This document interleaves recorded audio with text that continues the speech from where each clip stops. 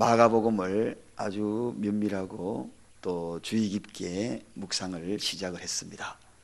어제 말씀을 드렸듯이 사복음서는 예수님에 대한 이야기를 소개하고 있지요. 그래서 대부분 다 서론들이 있습니다. 그런데 이 마가복음은 서론이 없이 바로 본문부터 시작하는, 본론부터 시작하는 그러한 내용이기도 합니다. 그래서 마가복음을 행동복음이다, 그렇게 이야기하기도 합니다. 자, 오늘은 예수님이 공생애를 준비하는 과정입니다. 그래서 이 예수님에 대해서 깊이 알아야 우리가 앞으로 이 마가복음에 대해서 읽을 때마다 줄줄줄줄 뭔가 풀려나가고, 마가복음이 풀려나가듯 여러분의 인생도 풀리고 또 우리의 환경도 풀리고, 그래서 근본은 예수님에 대해서 잘 알아야 합니다. 예수님 그분이 누구신가? 왜 그토록 예수님은 이런 과정을 겪어야만 했고, 또 예수님은 왜 이렇게 또 오늘 세례 요한에게 세례를 받으셔야만 했는가? 이런 내용들을 알지 못하고 이해를 못하면 나중에 여 뒤에 풀어야 될 것도 풀리지 않습니다. 그래서 어쩌면 오늘 이런 이야기들이 좀 딱딱하게 들릴 수도 있습니다. 그러나 잘 여기에서부터 풀어나가는 것이 또 나중에 더 큰 일들을 풀어나가기 위한 근본인 것을 이해하시고 또 오늘 말씀을 함께 묵상하기로 하겠습니다. 자, 오늘 이 본문 말씀은 세례 요한을 통하여서 이제 예수님이 세례를 받으시는 그 장면이 나옵니다. 예수님이 공적인 사역을 준비하기 위하여서는 크게 세 분류로 나누지요. 그것이 뭡니까? 탄생입니다. 예수님이 탄생으로서 1차적인 준비를 합니다. 우리가 잘 알고 있던 대로 예수님은 하나님이면서도 이 땅에 인간으로 탄생하신 분이지요. 그래서 중보자다 그러면 인간이기도 하면서 하나님이기도 하셔야만이 중보자가 될 수 있습니다. 여러분, 그래야지 이쪽 저쪽 다 대변할 수 있는 것이 아니겠습니까? 이 인간이 하나님을 대변할 수 없는 것이고 또 하나님이 인간을 다 대변할 수 없는 것입니다. 그래서 인성도 가지시고 신성도 가지시고, 그래서 그분이 인간의 몸으로 이 땅에 오시는 그러한 모습을 우리에게 보이셨지요. 이게 바로 중보자의 모습, 이게 1차적인 준비입니다. 그 다음에 2차적인 준비는 이제 성장 과정입니다. 예수님이 누가복음 2장 49절에도 소개를 하였지만 어릴 때부터 한 가정에서 쭉 성장을 하면서 목수일로 도와가는 과정이지요. 12살 이르면서부터 그의 모습이 다른 사람들과는 탁월한 그러한 지혜를 발휘하는 내용들도 성경에 기록이 됩니다. 그래서 이 메시아로서의 그러한 진리의 본성을 가지신 분들이 곧 가지신 그런 속성들이 서서히 나타나는 과정을, 성장에 대해서 쭉 소개를 하고 있는 내용이 나오죠. 그 다음에 3차 준비가 바로 오늘 본문의 이 수세입니다. 즉 세례받는 장면입니다. 이 받고 난 다음부터 본격적으로 공생애가 시작이 됩니다. 자, 예수님이 30살에 세례를 받으시지요. 30살이면은 왜 이 30살이냐 하는 그러한 내용도 29살도 있고 하지만, 예수님이 30세에 공생애 시작하고 있는 것은 당시의 레위인들이나 또 제사장들이 공직을 맡을 때, 그때에는 물로 씻는 그 결례의 그 나이가 30세. 그래서 예수님은 철저하게 이런 과정을 다 지킨다는 겁니다. 준비도 그냥 얼렁뚱땅하게 준비하는 것이 아니라 이런 공생애를 위한 그런 과정들을 다 율례에 맞게끔 지키고 있다는 것입니다. 자, 그런데 오늘 제가 이야기하고 있는 이 마지막 공생애 준비 가운데에서 오늘 내용이 뭡니까?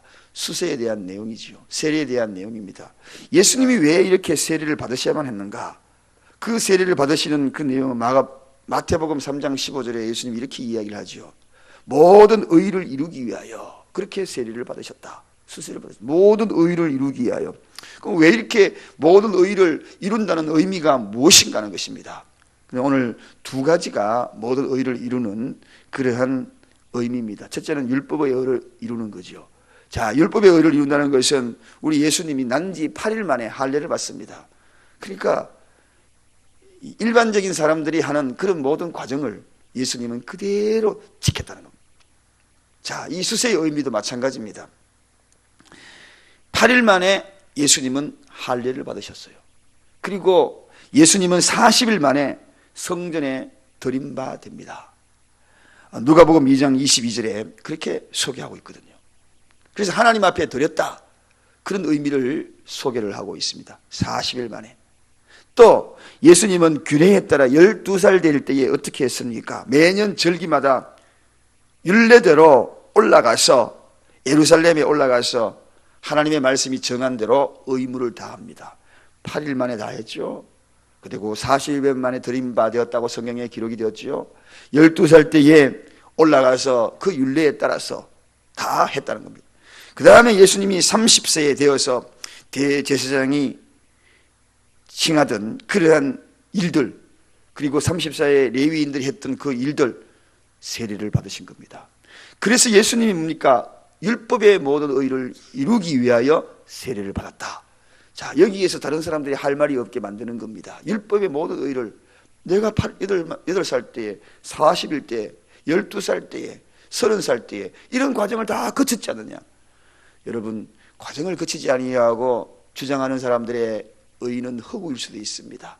경험하지 아니한 그 이야기는 경험한 사람들의 그 이야기보다도 신뢰성이 없고 힘이 없어요.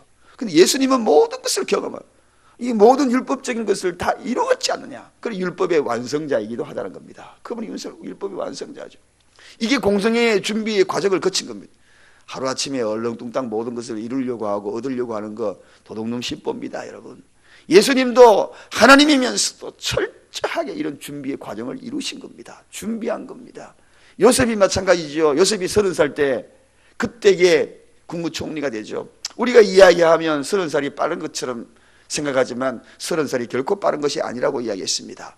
공직사회의 애굽에 접어들기 위해서는 30살이 마지막입니다, 여러분. 30살이 지나버리면 공직사회에 못 들어가요. 그래서 30살 때 들어가야 그때서 비로소 이 공직사회에 들어갈 수 있는 나이의 최후의 마지막이 30살입니다. 예수님도 이 30살 모든 걸 다 준비한 거예요. 자, 이처럼 율법을 이루기 위하여 모든 의를 이루기 위한 준비였고, 그 다음에 예수님이 왜 세례를 받으셨는가? 이 이유는 다른 것이 아니라 세상 죄를 지시는 대속 주님이 되시기 위하여서 이 세례를 받으신 거예요.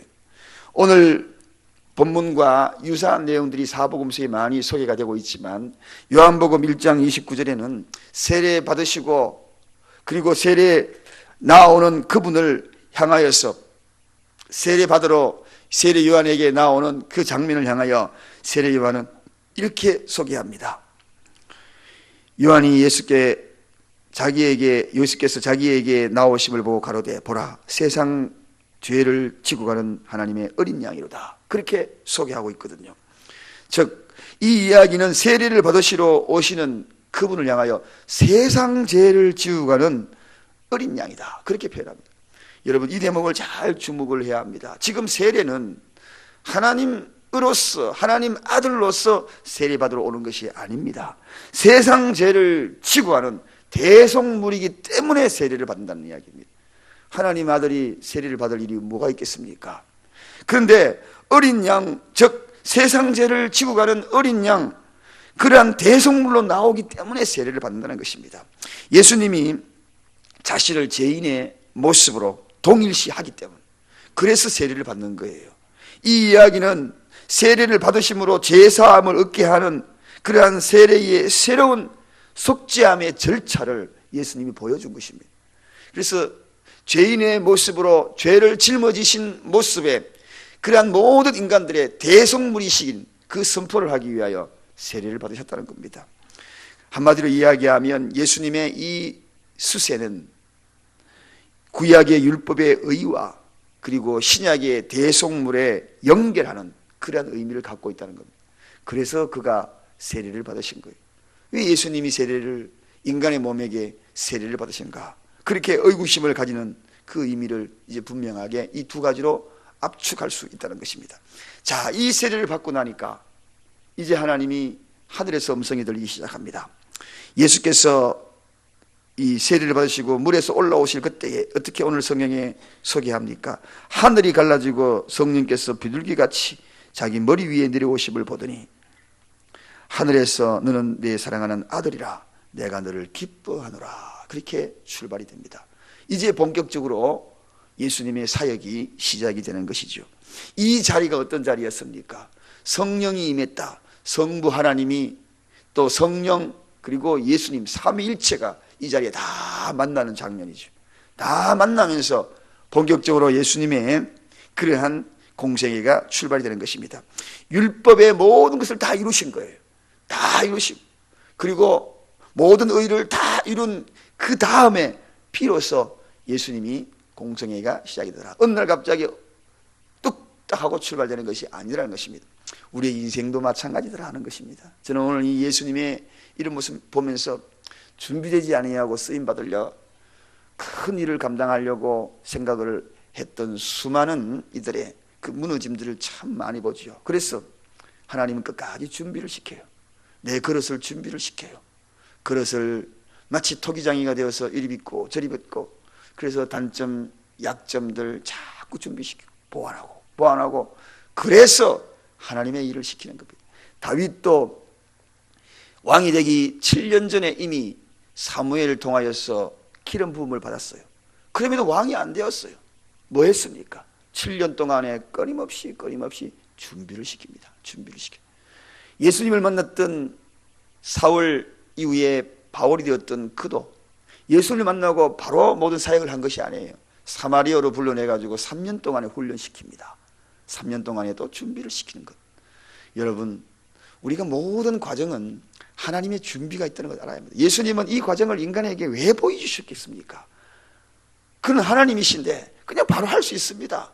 모든 것을 다 바로 시작할 수 있어요. 그러나 그가 인간에게 모든 것을 보인 것은 모범되어서 우리에게 보이셔주시고 그리고 섬김을 보여주시고 모든 과정들을 그런 과정들을 우리에게 보여주시는 것을 통하여서 우리도 그런 과정을 길을 걸어가는 모습들의 실제 열매가 되신 것입니다. 그래서 저는 오늘도 여러분들도 나의 부족함과 연약함을 준비시키는 것에 대해서 너무 실망하지 마시기 바랍니다. 다듬고 있는 거죠. 다듬고 있는 거죠. 이리 다듬고 저리 다듬고 준비시키는 겁니다. 거기에서 무너졌다고 해가지고 낙심되어서 나는 왜 이럴까 자학하지도 말고 자책하지도 말고 하나님이 이쪽으로 나를 준비시키고 있네. 하나님이 저쪽으로 나를 준비시키고 있네. 어느 날 갑자기 예수님이 걸어갔던 모든 과정의 준비가 되면 우리를 사용하여 새롭게 시작하게 할 겁니다. 공생애를 출발했던 것처럼 또 시작하게 될 것입니다. 마지막 준비가 다 되면은 한 가지 꼭 그치게 돼요. 시험을 치르지요.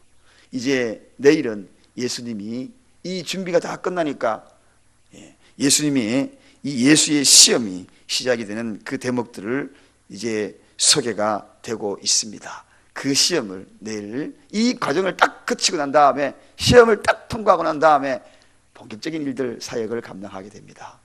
우리도 이런 과정을 이제 앞으로 마가복음을 통하여서 나갈 때에 저도 여러분도 준비되어서 또 시험도 치르고 그래서 온전하게 하나님의 뜻을 사명들을 잘 감당해 나가는 저와 여러분 되십시다.